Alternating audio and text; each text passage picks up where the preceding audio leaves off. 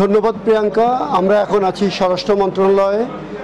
জামায়াতে ইসলামী বাংলাদেশ জামায়াতে ইসলামী ও বাংলাদেশ ইসলামী ছাত্র শিবির নিষিদ্ধ করার যে প্রক্রিয়াটি চলছে বলে গতকালকে স্বরাষ্ট্রমন্ত্রী জানিয়েছিলেন, আমরা আজকেও জেনেছি যে সেই প্রক্রিয়াটি এখনও অব্যাহত আছে।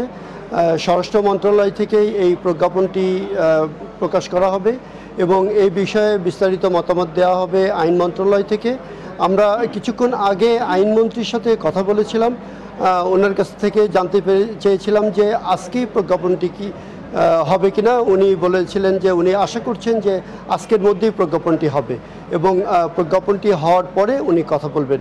আমরা বিভিন্ন সূত্রে জানতে পেরেছি যে এই জামাত শিবির নিষিদ্ধ করা হচ্ছে সন্ত্রাস বিরোধী আইনের 18 ধারায় জামাত শিবিরকে নিষিদ্ধ করা হবে এবং এই ধারারই 19 ধারায় বলা হচ্ছে যে যদি কোনো ব্যক্তি বা সংগঠনকে নিষিদ্ধ করা হয় তাহলে 19 ধারা মতে তারা উচ্চ আদালতে 30 দিনের মধ্যে আপিল করতে পারবে এবং উচ্চ আদালত এই বিষয়টি 90 দিনের মধ্যে সমাধান করতে হবে।